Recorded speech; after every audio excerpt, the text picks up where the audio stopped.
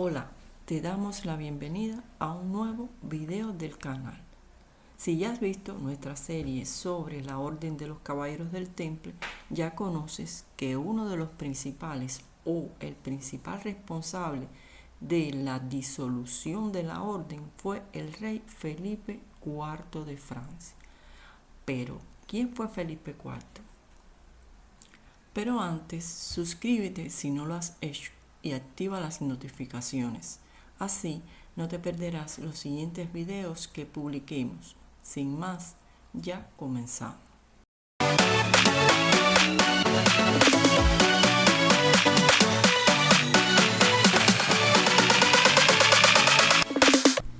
Felipe IV de Francia, también conocido como Felipe el Hermoso, fue miembro de la dinastía de los Capeto, el segundo hijo de Felipe III, llamado también el Atrevido, y de su primera esposa, Isabel de Aragón.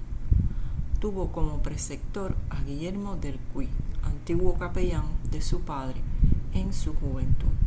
Tanto sus enemigos como sus admiradores lo apodaban el Rey de Mármol o el Rey de Hierro. Destacó por su personalidad rígida y severa. Uno de sus más acérrimos opositores, el obispo de Pamiers, Bernard Saizet, dijo de él: no es un hombre ni una bestia, es una estatua.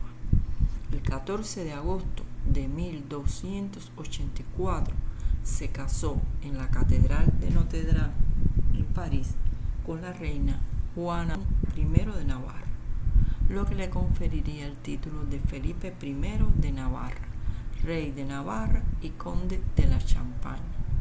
De este matrimonio nacieron 5 hijos: Luis el Obstinado, Felipe el Largo, Isabel, Carlos el Hermoso y el más pequeño llamado Roberto.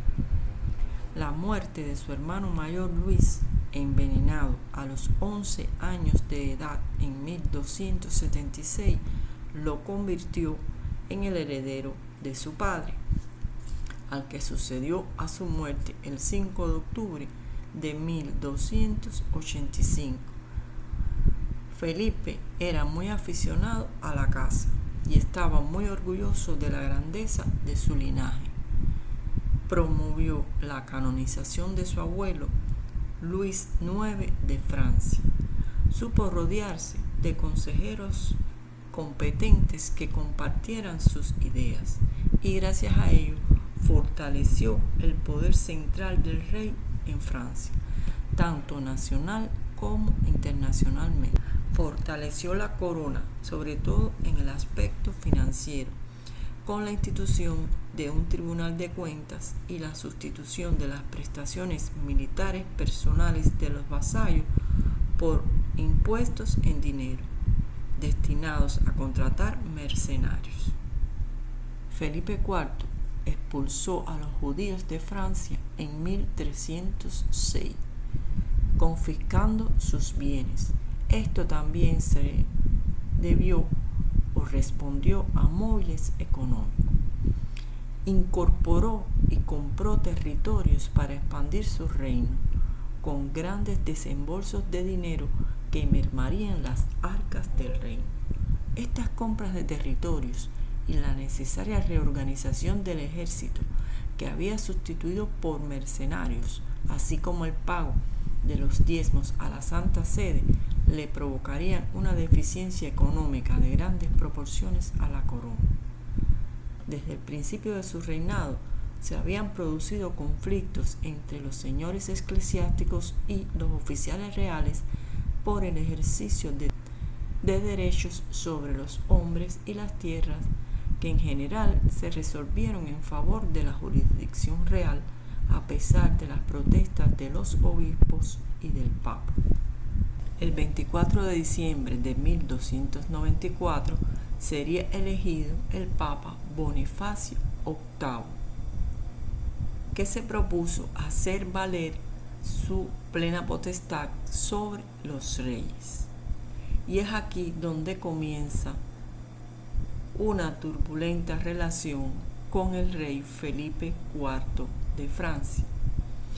En 1296, Bonifacio VIII promulgó una bula, la bula Clericis Laico, en la que el Papa recordaba a los príncipes que, de acuerdo con los cánones de los concilios de Letrán III y IV, no podían disponer de los bienes eclesiásticos sin el permiso previo del Papa.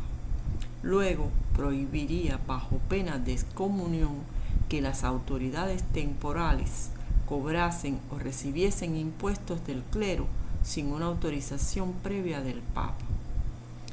Felipe IV de Francia y el rey Eduardo de Inglaterra se opusieron a la aplicación de esta bula, y este último, Eduardo de Inglaterra, sería excomulgado.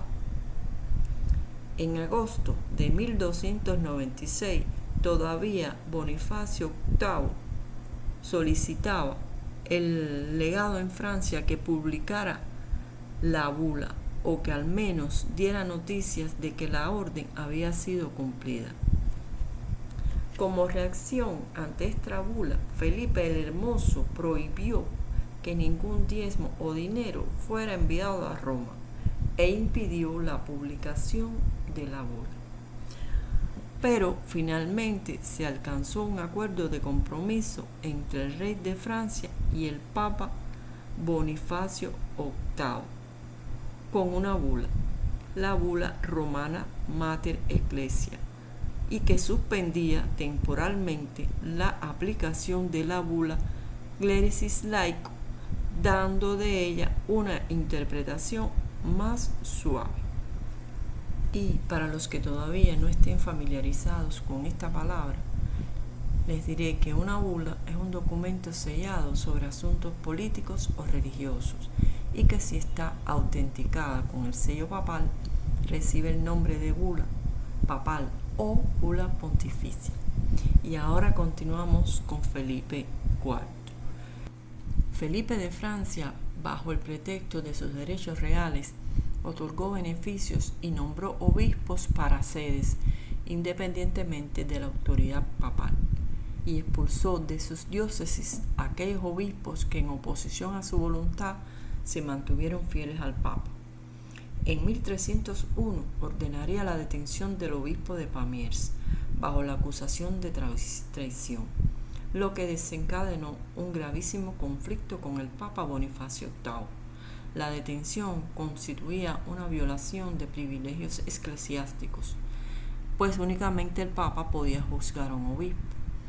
El objetivo último del arresto tenía mucho calado, pues pretendía arrancar a Bonifacio VIII el reconocimiento de la jurisdicción suprema del rey sobre todos sus súbditos, incluidos los miembros de la alta jerarquía eclesiástica, es decir, un reconocimiento de la superioridad absoluta del rey sobre el Papa en el interior de su reino. Y aquí vemos aparecer de nuevo al consejero real Guillaume de Nogaret, que lo conocemos de su actuación durante el proceso de los juicios contra la Orden del Temple, y este enviaría una carta a Bonifacio VIII para justificar la actuación del rey, y además amplió la acusación de traidor a la de hereje. El obispo fue puesto bajo la custodia del arzobispo de Narbona, pero antes de poder juzgarlo en las cortes, el rey necesitaba que el Papa lo removiera de su sede y le quitara sus fueros canónicos. Felipe intentó obtener el desafuero por parte del Papa, pero Bonifacio le contestó con la bula Ausculta Fili, redactada en términos firmes pero paternales. En la misma señala los males que el rey ha traído a su reino, a la Iglesia y al Estado, y lo invita a hacer penitencia y enmendar su conducta. El rey no hizo caso a la carta, y esta fue seguida por la famosa bula Unam Sanctam. En Francia, la bula fue quemada por disposición real y se extrajeron algunos textos, falseando su sentido.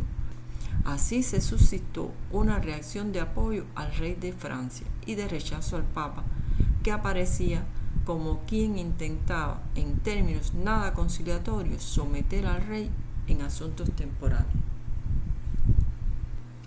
El Papa convoca a Felipe y al episcopado francés a un concilio a celebrarse en Roma el 1 de noviembre de 1302, con el fin de definir de una manera definitiva la relación entre el poder temporal y la Iglesia, y también para juzgar al rey como culpables de abusos inauditos contra la Iglesia católica. Felipe responde inmediatamente acusando de herejía al Papa ante la reunión de los representantes del clero, la nobleza y por primera vez de la ciudad de París, lo que constituye el nacimiento de los Estados Generales de Francia. Además, convocó un concilio ecuménico para juzgarlo y prohibió la asistencia al concilio romano convocado por el Papa. El rey, en palabras de Guillaume de Nogaret, se había convertido en el ángel de Dios enviado para actuar en su nombre. La bula papal Unam Sanctam lleva hasta sus últimas consecuencias la doctrina de Inocencio IV, donde se exponía un sistema jerárquico con supremacía pontificia, en la misma línea que sus predecesores Gregorio VII e Inocencio III.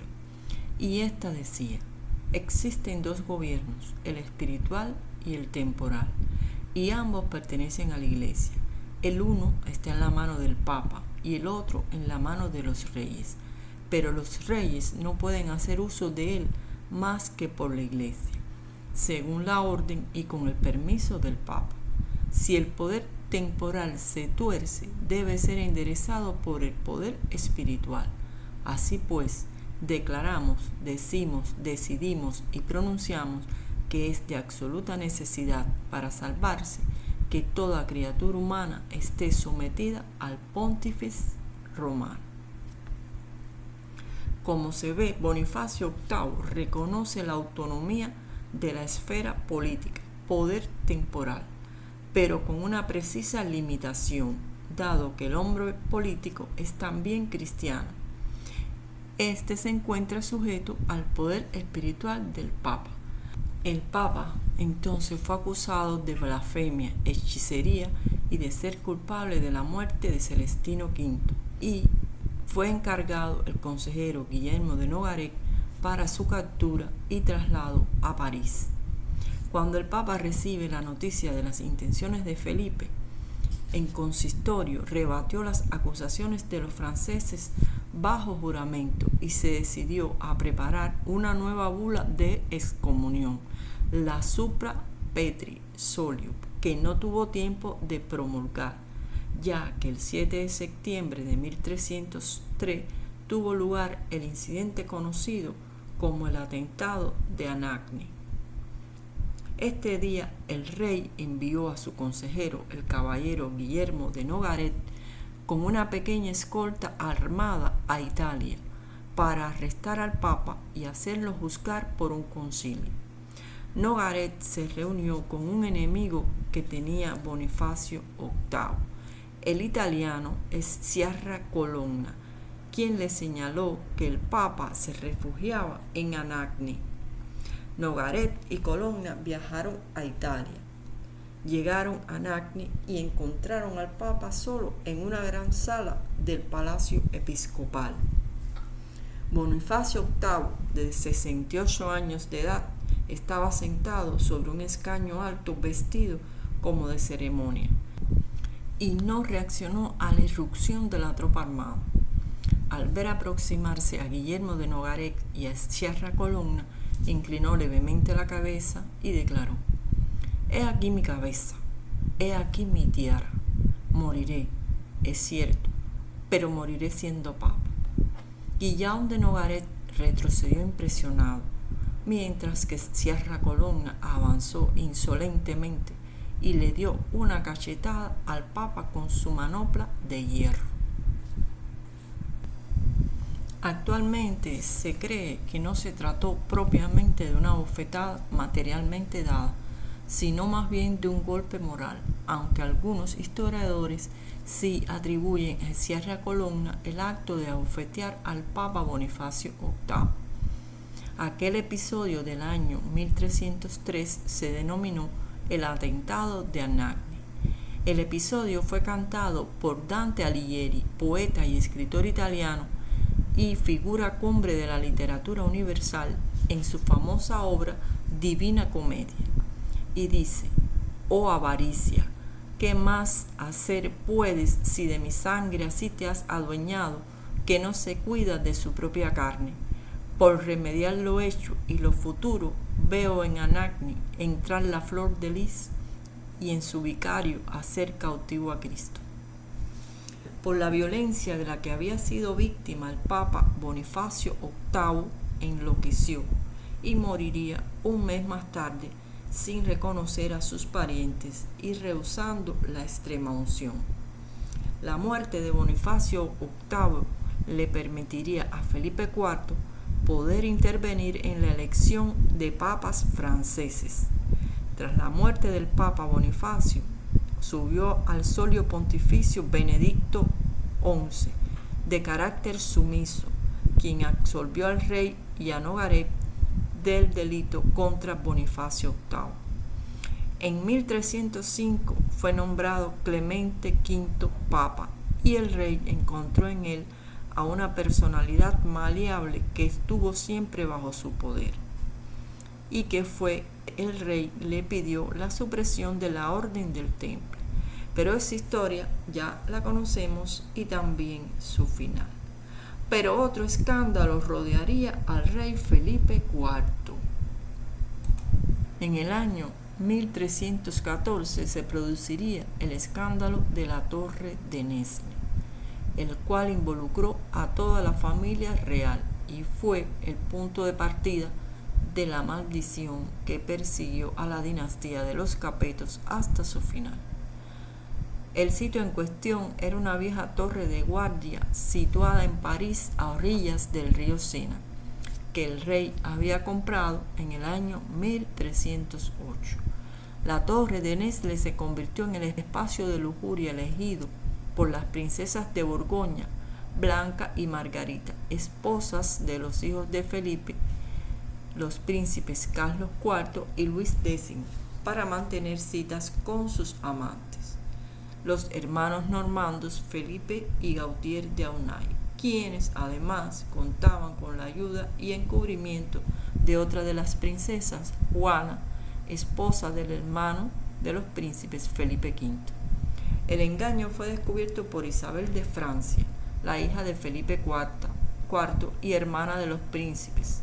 Cuando el escándalo estalló y salpicó a toda la familia real, el rey se mostró implacable con sus nueras y sus amantes. Tras un largo consejo y tras serle arrancadas las confesiones de adulterio mediante torturas, se dictó sentencia. Los hermanos fueron condenados a ser despellejados vivos, castrados, decapitados y colgados en público. Por su parte, las nueras del rey, Margarita y Blanca, fueron condenadas a ser encarceladas de por vida, y Juana, la nuera restante, por cómplice y encubridora del adulterio, fue condenada a ser encerrada hasta que el rey la liberase. Además, las 3 nueras fueron condenadas a presenciar el calvario de sus amantes en persona, a través de unas carretas tapadas con lona. La familia real se desmoronó, puesto que aquella condena dejaba a los 3 hijos de Felipe IV sin capacidad para aumentar su descendencia y poniendo en peligro a los Capetos. Luis solo contaba con una hija, Juana, tachada de ilegítima tras el escándalo. Carlos no tenía descendencia alguna con Blanca.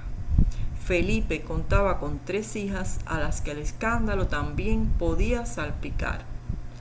Este problema de la necesaria descendencia se podía haber evitado si las princesas hubiesen sido ejecutadas, opción barajada pero rechazada por las posibles consecuencias, ya que los hijos de Felipe IV podrían haber contraído nuevas nupcias rápidamente. Sin embargo, al ser encarceladas, estos nuevos esponsales no podían darse, poniendo en peligro la descendencia regia, ya que solo los matrimonios, según el derecho canónico, se podían anular si había evidencias de nula consumación. Luis X volverá a casarse, pero únicamente tras la repentina muerte de su esposa, Margarita de Borgoña, durante su cautiverio en 1315, la cual apareció estrangulada, muerte, según algunos, orquestada por su esposo, pues éste necesitaba casarse nuevamente, lo cual haría con Clemencia de Hungría. Los problemas para el rey no terminaron aquí, ya que el 20 de abril de 1314 se produce la repentina muerte del Papa Clemente V, cumpliéndose así el primer punto de la maldición de Molay, aunque pocos días antes también había muerto en extrañas circunstancias el caballero Guillaume de Nogaret, principal actor del proceso y torturas contra los templarios, y que había sido maldito también.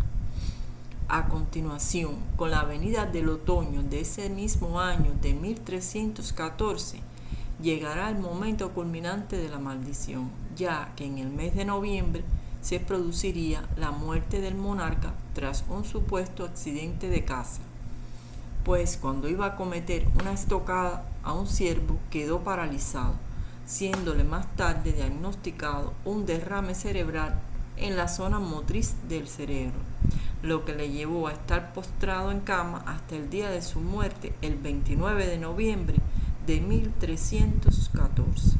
La maldición se había cumplido en su primera fase, ya que todos los malditos directamente por el Gran Maestre habían perecido antes del término de ese fatídico año de 1314. Nogaret y Clemente V en abril y el rey en noviembre, como Molay había predicho antes que las llamas de la hoguera abrazaran su cuerpo. Tras la muerte del rey Felipe IV se abriría una etapa oscura para sus sucesores y para Francia, ya que todos los miembros directos de la dinastía de los Capetos posteriores acabarán pereciendo en extrañas circunstancias al llegar al trono y sin descendencia asegurada, por envenenamiento, asesinato, accidentes y complots. Este será el caso de los hijos de nuestro protagonista, Luis X, Felipe V y Carlos IV, desapareciendo tras sus muertes y las de Luis I, el póstumo, hijo de Luis X y Clemencia de Hungría, la dinastía de los Capetos directo, quedando el trono francés en manos de los Valois, Capetos indirectos hasta el siglo XIV.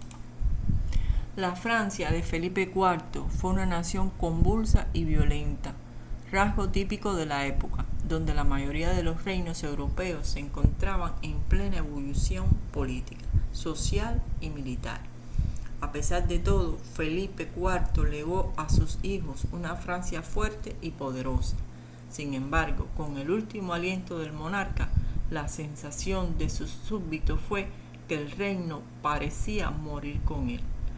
Nadie puede conocer toda la verdad sobre una época ya tan lejos en el tiempo, que se podría pensar que estos sucesos de la vida de Felipe IV estarían vinculados con la maldición de Jacques de Molay, por la rápida correlación de reyes y las constantes muertes repentinas de reyes en extrañas circunstancias, o por las cuestiones lógicas de la monarquía, como son los complots, las intrigas, las ambiciones y el nulo nacimiento de herederos varones sanos de las nuevas nupcias contraídas por los hijos de Felipe IV y por acontecimientos típicos de la etapa medieval.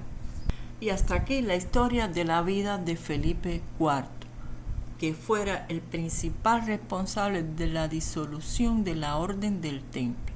Espero que hayan disfrutado de este relato. Nos encontraremos en un nuevo video. Gracias por ver el video. No dejen de suscribirse al que le gusten estos temas y no lo haya hecho ya. Chao, nos vemos.